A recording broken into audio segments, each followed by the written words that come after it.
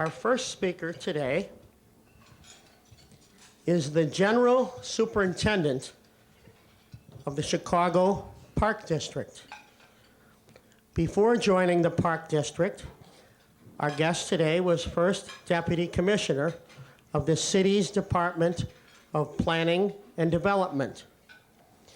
At the Park District, our guest today oversees 542 parks, covering over 7,000 acres, 250 recreation centers, 98 swimming pools, 800 ball fields, 32 beaches, 26 miles of public shoreline, 9 museums, 8 harbors, 2 nature conservatories, plus the Lincoln Park Zoo and Soldier Field. Under his leadership, the Park District is in very good hands. Ladies and gentlemen, please welcome to the City Club of Chicago, the General Superintendent of the Chicago Park District, David Doig. David? All yours, leader. Thank you, Jay. Jay and I were reminiscing over lunch today that when I made the call about 2.5 months ago, I think the Bears were coming off of a 1-3 preseason. Things were not looking terribly bright, and I had suggested to Jay that we'd like to address the City Club and talk about our lakefront redevelopment project. Little did we know that we'd be sitting here today with the Bears at 6-1 and enjoying their best start in 20 years. So.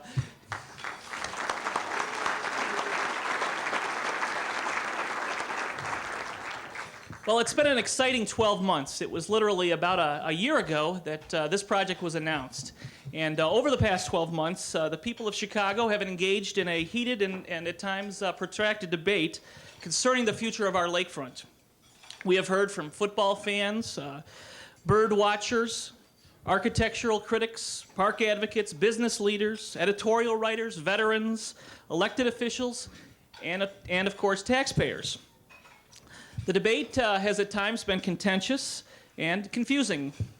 The public process is often a messy one, and despite our best efforts to try to keep things simple and straightforward and positive, there has been a lot of debate on this, and so Ted and I are very, very excited to be here today to hopefully clarify some of those questions and talk about some of the issues. In the end, however, this process is going to produce the best good for the most amount of people, and that's what's the case in this $606 million lakefront redevelopment project. From the beginning, we've approached the question of what to do with Soldier Field and where to host professional football games from the point of view of taxpayers and the children and families of Chicago. And the mayor has always made it clear that any stadium would be funded without local or state tax dollars. That was his first condition. And he made it clear that this would have to be much more than simply a stadium. There must be something in this for park users, museum patrons, for children and families, and for all of Chicago. We want to build on the museum campus. It's very exciting to see what's happened with the museum campus since the relocation of Lakeshore Drive, and we believe that this is a further continuance of the museum campus. We wanted to preserve Soldier Field for many generations of Chicagoans and visitors to come and to create a destination, to continue to create a destination for visitors and families from throughout the city to use our lakefront, so that people would come from around the world to see our museum campus and Soldier Field. And I think we've begun to do that in this project. I'm going to turn the microphone over to Ted in a few minutes, but before I do, I want to briefly describe how this project meets some of those public policy goals. First of all, as I mentioned, the plan uses no local or state tax dollars. It is being funded with $200 million from the Chicago Bears and revenues from hotel tax receipts. The $200 million commitment on the part of the Bears is an enormous contribution and equity investment, really unprecedented through the NFL. Many other stadiums have been built solely with public tax dollars. To the Bears' credit, they've stepped up and pledged $200 million of their equity for this project. And I know a number of people have had concerns about the hotel tax receipts, particularly since September 11th. We have restructured the debt and have pushed back some of the payments so that we can account for those in some of the early years. Moreover, contrary to a published report a few months back, the Park District is not on the hook for any of the capital improvements to the stadium in the future. A special allocation funded by the Illinois Sports Facility Authority will meet the future capital needs for the repair and maintenance of Soldier Field. Taxpayers have no risk of cost overruns. Those are solely the responsibility of the Chicago Bears. Again, this is unprecedented in public-private partnerships. To have the private sector partner take on the full responsibility and to bear the risk of all of those cost overruns is unprecedented. In addition, Soldier Field has been an important source of revenue for the Chicago Park District. And this is a point that I don't think has been made very clear. We at the Park District get $10 million a year in annual revenue from Soldier Field. That money goes back into supporting neighborhood parks. That's money that's used to pay for park programs, to pay for summer day camps, to pay for park kids program, after school programs, as well as the many, many capital projects that we've undertaken in the last 5 to 10 years. Through this project, the Park District will continue to get $10 million a year, and that's even going to increase as this project improves and as we see more concerts and more sporting opportunities using Soldier Field. In addition, under this agreement, we're going to be made whole for the year that the Bears are out. The Bears are actually stepping up and committing with this project $10 million a year to get us through 2002. So we're not missing a year. We're not missing $10 million going into 2002.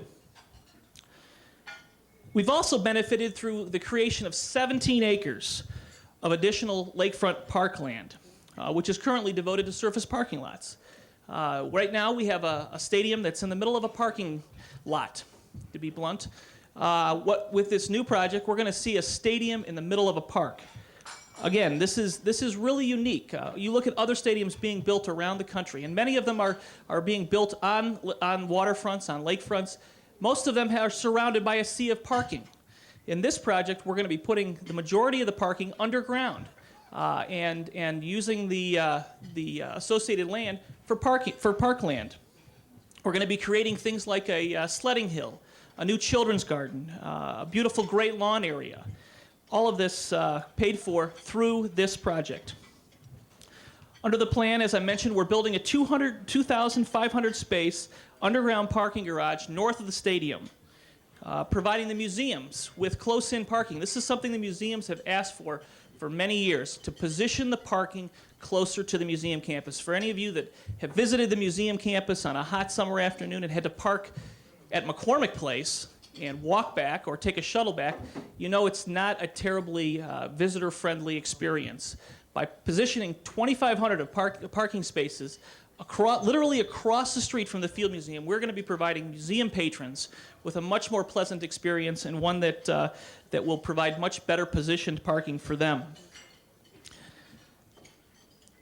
Soldier Field was created to honor World War I veterans, and for 75 years it has proudly stood as a symbol of our profound respect for the courageous men and women who have served in our armed forces. A dispute over the naming rights demonstrated Soldier Field occupies an important place in the hearts of veterans and many others, and I want to salute the Chicago Bears for acknowledging these concerns expressed by our veterans and agreeing to drop the naming rights.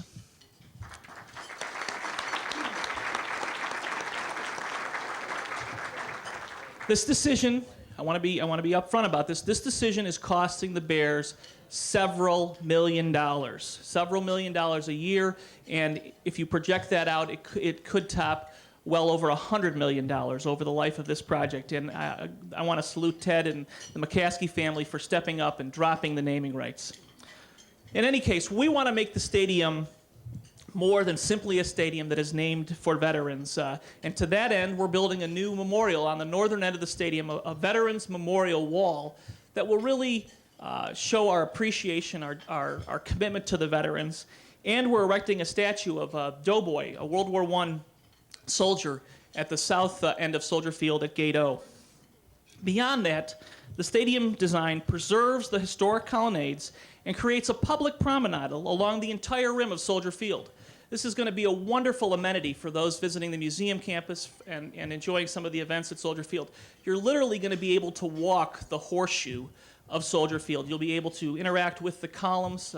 We hope in the summertime to have some kiosks, some food vending opportunities up there. That's going to provide a dramatic view of the city and of the museum campus. That will be open year-round, it's something that doesn't happen today. If you want to get up and interact with the colonnades, you can't do that. We're creating public access to the colonnades. At this point, the project is on track and it's moving forward. The plan has been approved by Governor Ryan and 5 public bodies. It enjoys the support of numerous civic and business groups and leaders, and work has begun. For any of you that have been out there lately, you realize the Park District Administration Building is no more. We've been out of there for about 4 months now. The building has been down for about 2 weeks. There's also some utility relocation work that started. And I think more than anything, this is the appropriate and best time for this project to move forward.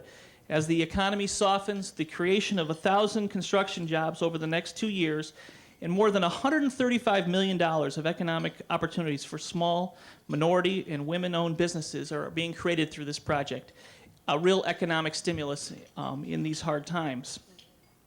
Best of all, by highlighting Chicago's lakefront at nationally televised football games at Soldier Field, we are able to offer tens of millions of dollars of free advertising for a city with a growing visitor industry that generates over $8 billion annually. I don't know of any better billboard for the city of Chicago than on a Monday night game when the Goodyear blimp pans the skyline to see the beauty and the wonder of our lakefront and of our city is unparalleled. For almost 30 years, Chicago has been talking about building a modern multi-use stadium. Today, for these reasons, we finally have a plan that works for taxpayers, children and families, the museums, their visitors, as well as sports and concert fans. We also have a winning football team.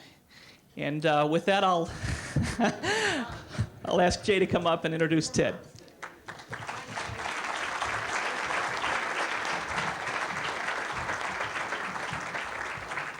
That winning football team comment really got him, David. Anyway, I made a mistake. I forgot to introduce one of our most generous corporate supporters. He's sitting right here. See this young man in the blue shirt? Bill Gaynor from Ameritech. William, thank you. That was my mistake. Yeah. Our next speaker joined the Chicago Bears in 1983. He gradually moved up the corporate ladder at Hallis Hall. In February 1999, our guest today was named president of the Chicago Bears. Ladies and gentlemen, the president of the 6-1 Chicago Bears, Ted Phillips. Ted?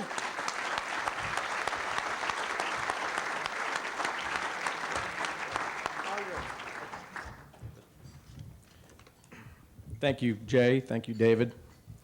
I thought there were not supposed to be any ad-libs today, but I know that David Doig ad-libbed that last line about the winning 6-1 Chicago Bears. But I appreciate that. A year ago, it was a little bit different scenario. I mean, it's a pleasure to be in front of all of you today, but last year at this time, we didn't have a winning team, and I was making my first venture into Springfield, Illinois, to try to get legislation passed. So it's a real pleasure to have accomplished that goal and be able to talk to all of you today about some of the benefits of the plan. I may repeat some of the things that David spoke of. The reason I will is because they're important. One thing we've heard is that a lot of business leaders and the general public don't understand what the plan is all about. So let me begin by saying that You know, we've had a very exciting 2001, both on and off the field for the Bears. Our football team is off to its best start in over 10 years, and we're finally underway on the stadium project and the Lakefront Improvement Project that has been a goal of the Bears organization for over 40 years. Our favorite division rival comes to Chicago this weekend for the 162nd game between the Bears and the Packers. It's also going to mark the final contest of this great rivalry at current Soldier Field. We'll also mark Veterans Day as a tribute, and we will host over 100 veterans at the game this weekend in the stadium that was built in their honor. We have a Salute to Soldier Field campaign that's underway, which is designed to capture all the wonderful memories of Soldier Field for the past close to 80 years, and also to celebrate its rebirth as a state-of-the-art facility in 2003. Football in Chicago is an important family tradition. Many of our fans have had seats in the stadium for generations. They've stood by us in good times and bad times, and they deserve a first-class stadium in which to celebrate on Sundays. Bears football is more than just a game to our fans, it's a way of life. It's what makes our fans the best in the National Football League. You go out on a Sunday, you see whole families tailgating together. They're talking football and they're enjoying the beautiful lakefront around Soldier Field. So I want to give a special thanks to Mayor Daley and the City of Chicago, Governor Ryan and the State of Illinois, as well as the Park District, City Council, the ISFA, and the Plan Commission, so that new generations of sports fans will continue to enjoy football on Chicago's lakefront. And on behalf of the entire Bears organization, I'd like to thank the people of Chicago for showing their support for this project, which hasn't been without its controversy at times. As David pointed out, there's been some vigorous debate over this plan, and I know that there's some people who think the debate should continue. But from our standpoint, we've spent over 40 years looking at a variety of stadium plans. We've looked at every option possible in the city, in the suburbs, and now we're moving ahead with the best plan possible for all the parties involved. And it's on the lakefront where our fans have told us that's where Bears football needs to be played. Let me reiterate the Bears' financial contribution to this project. The $200 million that we've committed is one of the largest private contributions of any publicly owned stadium. The Park District will continue to own this stadium, and we've also agreed to cover all the cost overruns, not just on the stadium construction, but on the entire Lakefront Improvement Project, the entire $600 million project. At the request of the mayor, we agreed to forego revenues from the sale of naming rights out of respect for veterans and their families. And our agreement with the Park District obligates the Bears to pay a minimum of $5.7 million a year in rent for the next 30 years. That is one of the most significant rents any professional sports team has to pay. But what that allows the Park District to do is to receive at least $10 million annually for their parks programs. That was one of the benefits of this plan. The land was owned by the Park District so that everyone in Chicago can benefit from it. And as for the Bears organization, our revenues depend on a variety of factors. We pay a fixed rent, but our revenues will be dependent on selling tickets, luxury suites, concessions. So we're taking all those risks. And today, in terms of non-shared, which are principally stadium-related revenues, we are in the bottom handful of teams in the National Football League right now. Once this agreement is in place, we believe we'll be in the top half of teams in the NFL in terms of revenue production, which will hopefully provide us with sufficient resources to build and retain the best possible football team every year.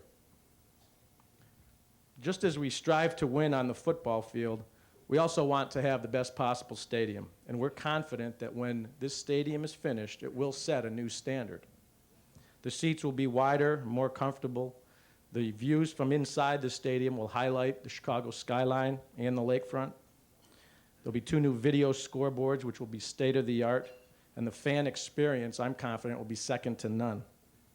60% of the seats will be on the sideline versus the 40% today. The seating bowl will be closer to the field with excellent sight lines. Bathrooms, other amenities will be doubled in size, greatly improved. The stadium itself will be smaller. It will be approximately 62,000 seats. And what that will do will it will give a very intimate feeling to our fans. One thing we did when we designed this stadium is designed it for football and for our fans so that they're on top of the action, and it will enhance the home field advantage that we already love at Soldier Field. Meanwhile, the people of Chicago can look forward to all of the amenities that David Doig pointed out, including the 17 acres of new parkland, opening up the colonnades to the public year-round, and the Veterans Memorial Wall. We're also excited about bringing other aspects of Bears football into the state of Illinois.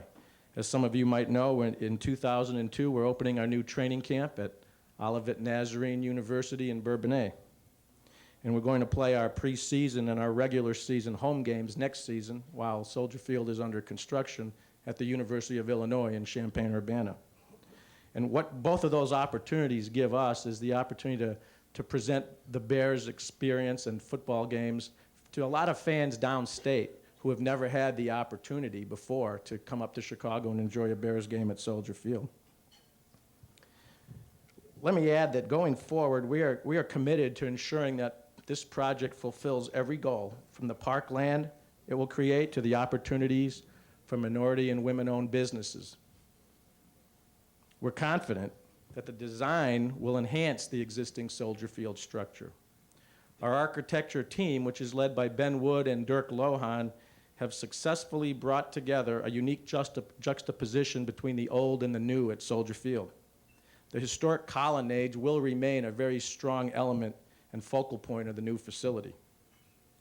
We believe that the new memorial wall will be a shrine for veterans and their families looking to remember those who committed their lives for our country. At the present moment, I think it's fair to say that all of America has a newfound respect for veterans as well as public safety officers, including policemen and firemen. And we certainly share those same feelings, and we want to honor all of those who risk their lives to protect the rest of us. Let me remind the vocal minority who oppose this plan. This project is moving forward. It is not something that can be turned on and off with a switch. Design plans are virtually complete. Millions of dollars have been expended. All of the financing is in place. And work, as David mentioned, is already well underway on the site. This plan has strong, organized support from the city, the state, the Chicago Park District, the MPEA, the museum campus, Chicagoland Chamber of Commerce, many other civic and business groups, along with thousands of visitors to the lakefront, all support this plan. Our fans have been coming to Soldier Field for 30 years, and we want that stadium to remain at Soldier Field for at least the next 30 years. And I believe that when we're done and all the benefits are fairly weighed, that the great majority of Chicagoans will see this plan as what is best, not just for the Bears, but for the city. This building and this facility will become an asset to our city, and it will serve as a proud symbol of Chicago's ambition, drive, and vision. We make no small plans in Chicago. Mayor Daley and this city always think big. Chicago Bears are no different. And today, the one thing on our mind is having a great final season in a great football stadium on the most beautiful lakefront in the country with the world's best fans in the world's greatest city. We've always been proud to be an integral part of Chicago's past, and we're even more excited to be a part of Chicago's future. Thank you.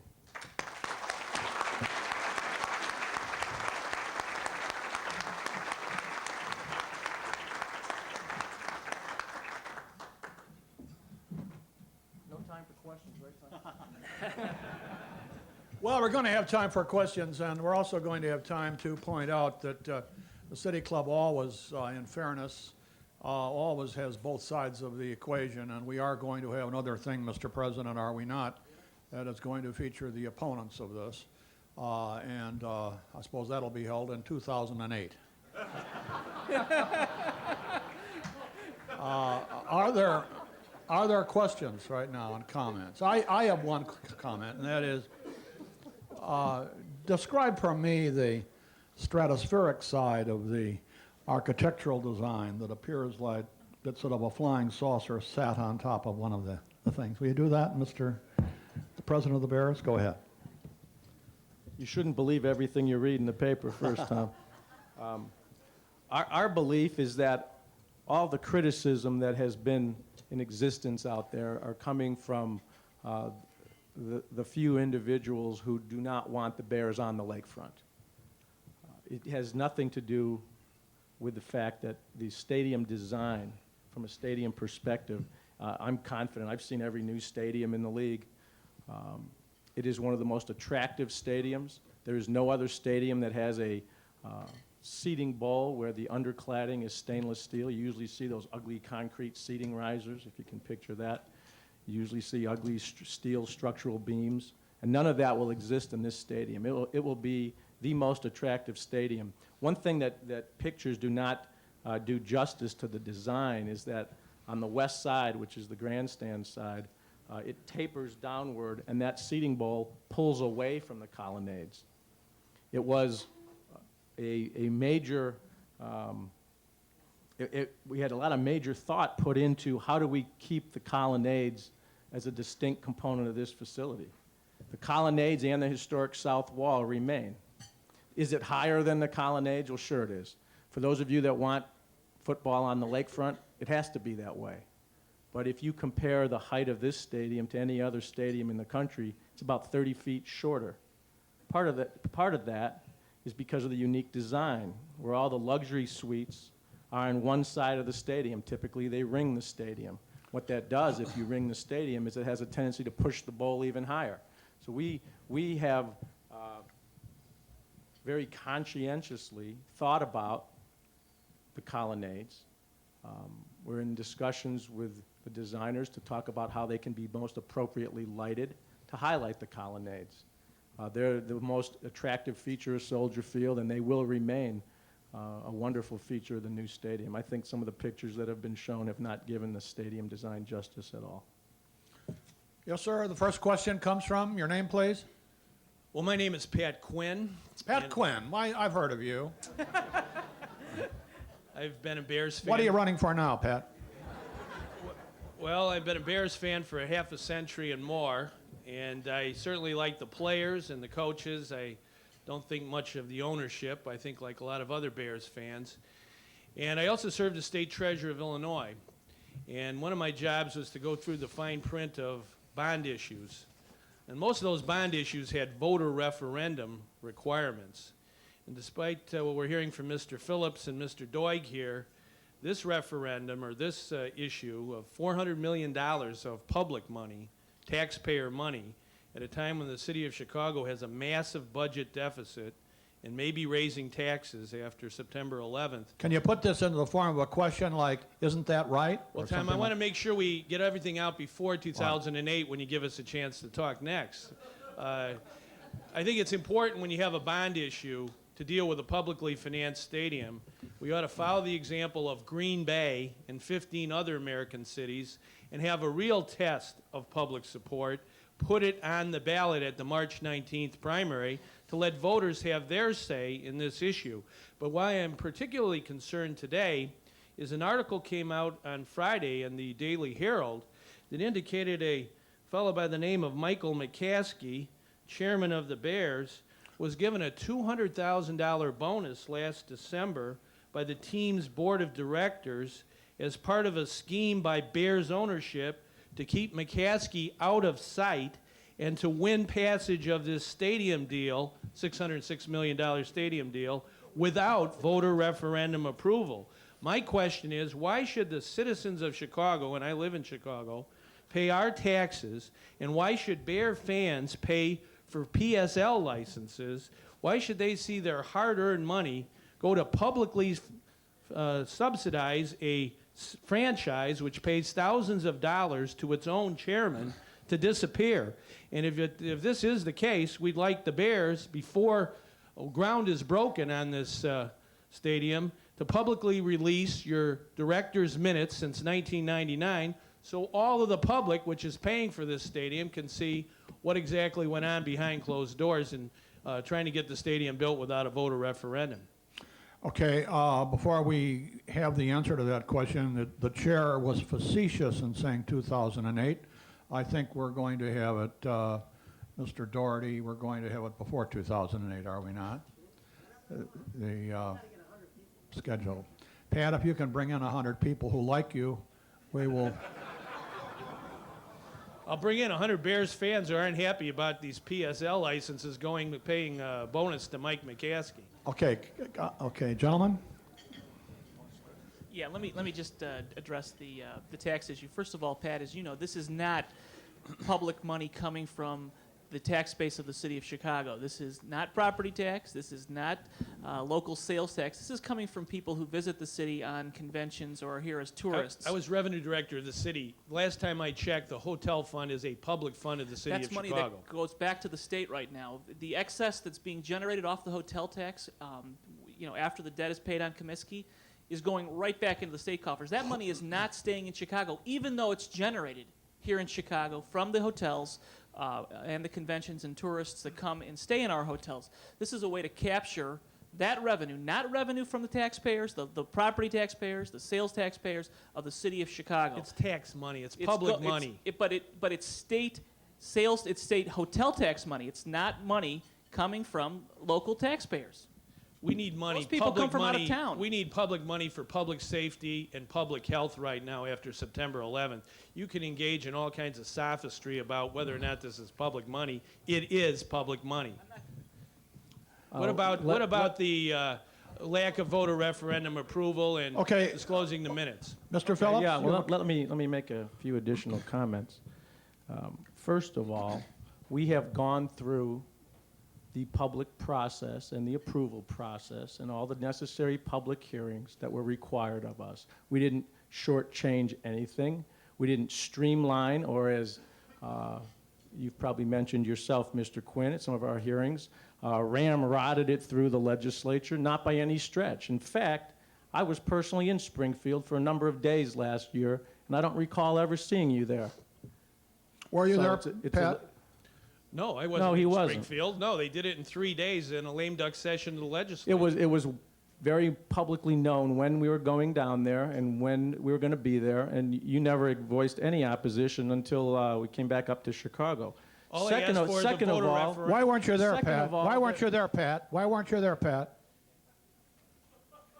After the election last year, the Bears concocted a deal in a lame duck session of the legislature to get this boondoggle approved by the legislature without voter referendum approval. You're correct about that because there was no requirement for voter referendum, so I appreciate you trying to change the law, but we followed the law every step of the way, followed the necessary procedures, got out notification when meetings and hearings were held.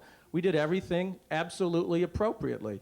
And If it's such a good deal, why don't you have a voter referendum? it's not necessary. We don't need You're a... afraid. Well, you may think so, but when the plan you call that it was a concoction was worked on for 10 months prior to going to Springfield. Because one thing we didn't want to do was go to Springfield with an incomplete plan. We had a very complete plan going to Springfield because what we wanted to do was to show the legislature that, A, we were serious about this effort. Everyone knew about it. You had the ability to find out about it. And the reality is, we had a very solid plan going down to Springfield that received close to unanimous approval. So that was our goal. We did it the appropriate way, the right way, and we expended millions of dollars that were all at our risk to try to do it that way. Did the board of directors of the Bears give $200,000 bonus to Michael McCaskey to disappear during all this? Let me comment on the Daily Herald column that you're referring to from last Friday, I believe. Right now, we are having discussions with the Daily Herald. Okay? There is no such memo that exists, and we are asking for a retraction unless they can come up with that memo, because it is full of falsehoods. Not only falsehoods, but there were quotes throughout that column that indicated that they were reading from some document or quoting some individual who was unnamed. So we are demanding a retraction from the Daily Herald. Are you going to So- release your minutes as long as you're getting a Oh, public no, we're subsidy? not going to release our minutes. We're a private company. But you're getting a public subsidy of $400 million. Why don't you release your minutes from 1999? You're and trying to 2000? develop new law again, I guess. But I appreciate your opinion. I mean, you're subject. You can have any opinion you want. Mr. Quinn, why don't we just have you make a summary statement? Well, my summary statement is the best way to handle things is with openness. Sunlight is the best disinfectant. If this is a good deal for the people of Chicago, let the voters have a chance to analyze it, scrutinize it, and vote on it on March 19th. That's what every other NFL city has done in getting a publicly financed stadium. Why are we the exceptions? The Bears do not want the voters to really have a chance to vote on it. I think they're really denying the fans of the Bears and the taxpayers of Chicago a very important opportunity to have their say in something so important to our lakefront. Thanks. Thank you, Pat Quinn. Give him a hand. Jay, I think we ought to have the other side pretty quick so that we can give them a chance. Yes, sir. Go ahead. Good afternoon. My name is Vince Pescia. I'm with the Service Employees Union. We represent over 2,000 good jobs. We want to congratulate the Chicago Bears for keeping the jobs in Chicago. And my question is, in our good luck of our season, is there a plan for us to be able to host playoff games with construction? Thank you, Vince. Yes, there is. The short answer to that is when we worked out our arrangement with the contractors, it was to be a 20-month construction period that we calculated from the day after the last possible day that we could have hosted a home playoff game, which prior to the delay due to the September 11th tragedy was at the time January 20th, if we had had the good fortune of hosting a conference championship game. So right now, our regular season ends January 7th. If we host a playoff game, we could host 2 playoff games, which could go as late as January 27th. The contractors are ready to start the day after the season ends, whenever it might be, and are committed to getting the job done so that we open the new stadium on September 28th of 2003, the 4th regular season weekend of that season. Does that answer your question? Okay. Any comments? Any further questions? Yes? My name is Dennis Gannon. I'm with the Chicago Federation of Labor, and I happen to have an opportunity to spend 2 weeks in Springfield with Mr. Phillips. I'd like to say to Mr. Quinn, it's nice to see him on Mondays. I think he does this stuff on Sundays. But He does it on Sundays in order to get on television on Sunday nights and Mondays, right? I believe so. But my point is this, that I know that the legitimacy of the Bears plan and the city of Chicago's plan and the people here in the business community as well as the union community went a whole 9 yards, to put it in football terminology. I believe it was an open process. I was part of the process. I was honored to be there and to state our case. I'd like to say that each and every union member would get a PLA, but I don't know if that's going to happen, but I know they're the best fans you have. Thank you very much. Thank you very much. Thank you, Dennis. Yes, sir. Your name, please? Yes, David Ballman, Landmarks Preservation Council. I wasn't going to speak, but I was so close here I couldn't resist.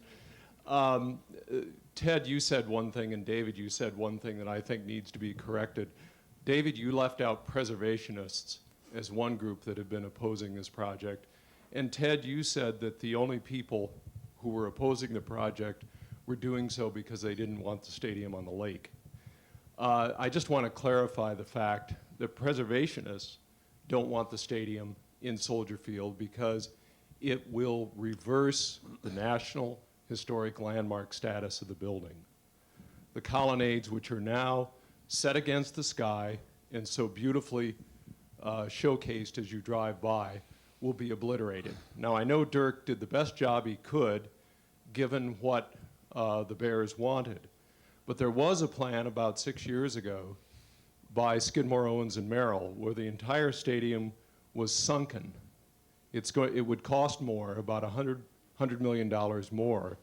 But when you're talking about $600 million, why not go $700 million, make the thing disappear, not compromise the colonnades? 100 million here, 100 million there. After that, it's real money, right? Well, listen, we need to do the right thing, and this is not the right thing. Thank you. Sir, you have a question? Let me just clarify David's comment. ahead. David mentioned the fact that we may be losing the landmark preservation or the historic landmark designation. That has not been decided. We have been actively pursuing with a dialogue with the Department of Interior on that. We have received no indication from them or any kind of formal review that they're going to do that. And as you know, David, Dirk has done a great job on other landmarks, including the shed, the wonderful addition to the shed, the oceanarium there, as well as an addition to the Adler.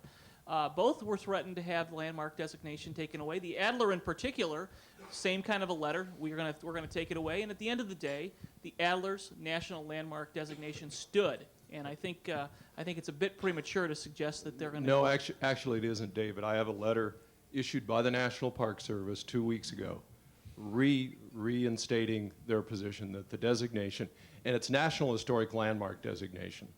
That means the building is in the same category as the White House, the Capitol, Mount Vernon, Monticello, and they will be removing it. So as preservationists, it's not the lakefront location that we object to.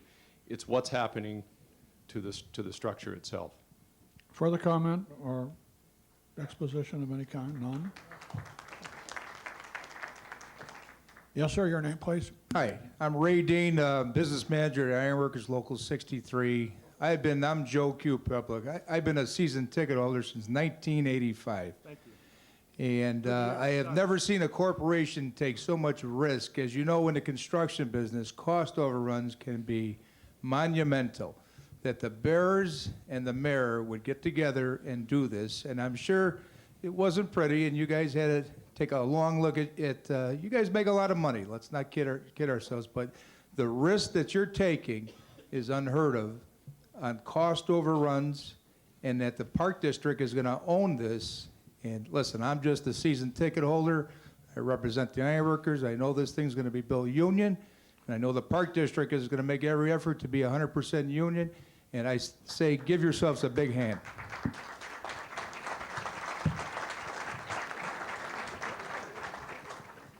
Comments, further questions and comments? Chair looks around, sees no hands being raised, therefore the comments are at an end. Are there any? If not, give these participants a hand.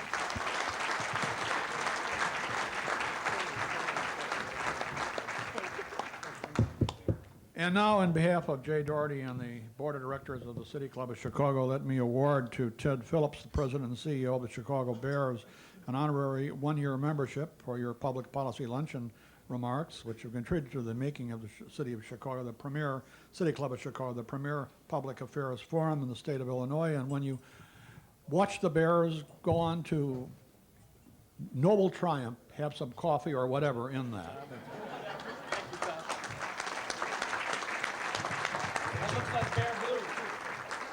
Wait. Did I give you two of them? I didn't. One is here. And also to David Doig, General Superintendent and CEO of the Chicago Park District. Again, the City Club of Chicago, on behalf of Jay Doherty, the Board of Directors presents you an honorary one-year membership, which for your remarks, which have contributed to making the City of Chicago and the City Club of Chicago the premier public affairs forum. Here, sir, is this, and while you watch it go up,